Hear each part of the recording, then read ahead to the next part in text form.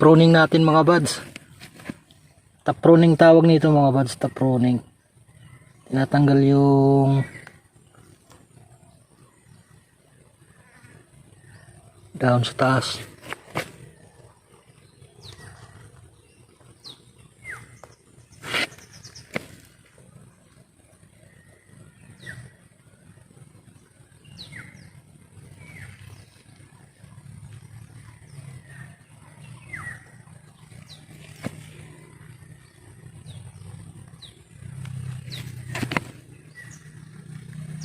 Lahat to mga buds, pruning natin para sumanga ng maayos dito sa baba.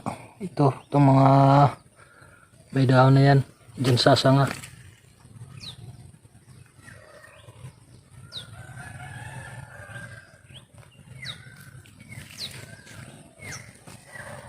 Dito tapos na pruning mga yan mga buds.